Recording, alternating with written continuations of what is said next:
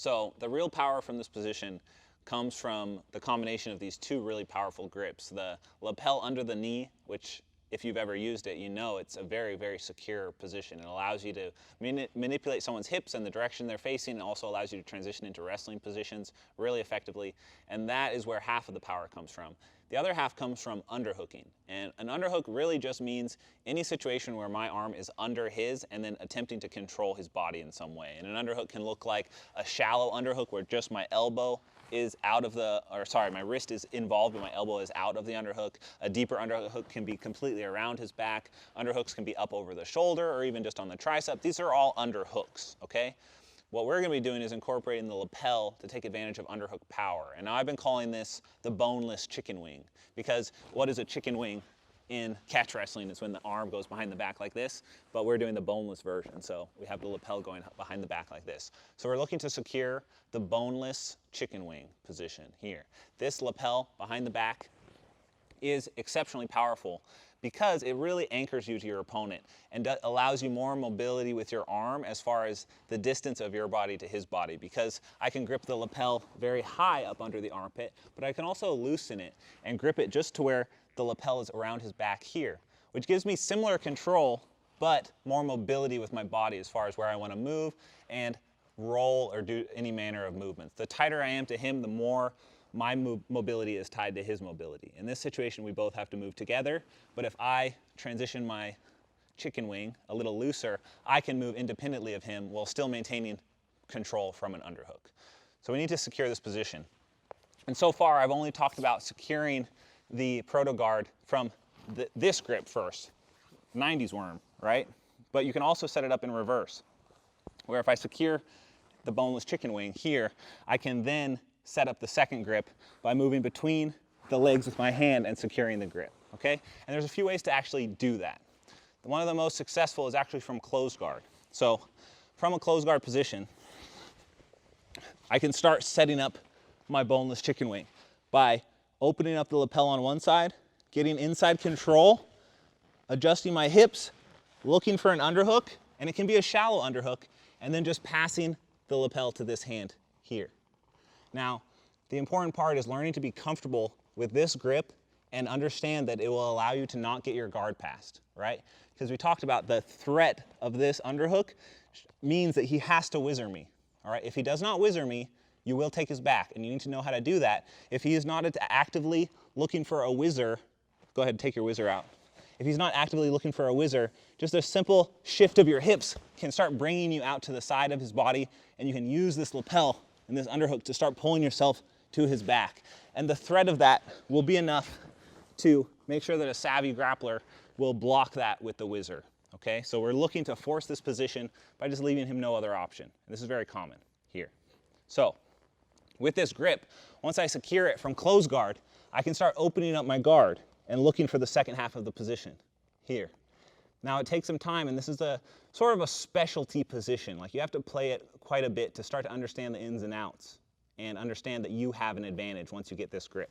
So normally what happens if you open up your guard, he's going to start looking to bring his knees up and over, right? And from here, you have to understand you're not in danger still. If I have the second grip under the leg, it is good, but I can start setting it up from here just by reaching my hand underneath the leg. It's almost serving the same purpose already. Once I have my hand underneath the leg, it's still stopping him from actually passing my guard. As he tries to drive into me and turn into me, I just have to make sure that I can roll through and off balance and use my mobility of my free hips to maneuver and get to my knees depending on what he does. But this is not a guard pass. There's no points here. So if you can secure this grip, it's almost like a guard in itself. So let's rotate this way a little bit, other way. And in this position, while I'm here, I can look and secure my second grip, like so. Once I have these two grips, we get into a very powerful rhythm, which we'll go into here soon. But it's about securing these and understanding that if he drives too far into me, I can roll through and pull him up and over. And if he tries to move away from me too much, by trying to escape the position, I fall up to my knees and can easily control the entire fight from these two grips without ever actually switching the grips. And that will be the key to the entire Proto-Guard system. One more time. with a slightly different control. Another thing that's important to note is that when you secure the boneless chicken wing like this, if I'm unable to adjust my body to get out to the side to really threaten the position, I can use my free hand to reach underneath and pass the grip like so. Here. This is a good way to kill his whizzer. If you just want to continue attacking the position from here, he can whizzer on my arm with this grip, but when I switch to the second grip, the whizzer becomes useless. Him whizzering here doesn't really do anything to stop my ability to keep maneuvering around his back. So if you feel like your opponent is not threatened, consider switching to the other grip and then reinforcing it with the second grip to start changing the position.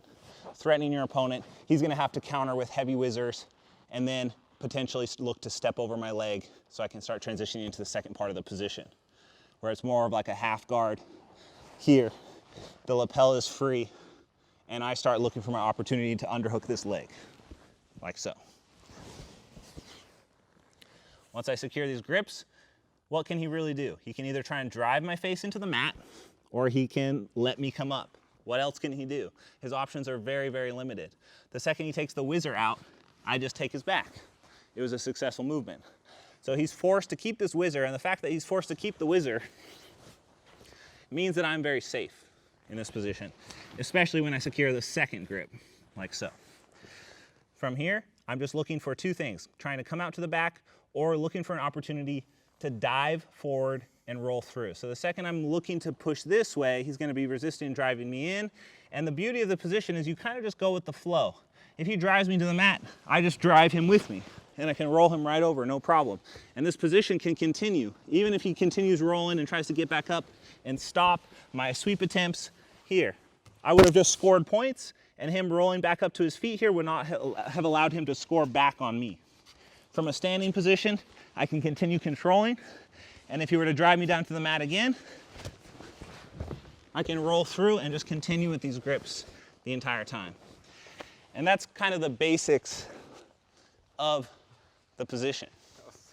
So essentially, we're fighting to get to those grips because almost like a submission, it gives your opponent very little opportunity to actually escape or do anything other than what you can predict. So we've limited his options down to either moving into us or moving away from us. If he moves away, we go with him, lift him up and look for single legs, taking the back, scrambling. If he drives into me, I can roll through and look for sweeps and reversals in that direction.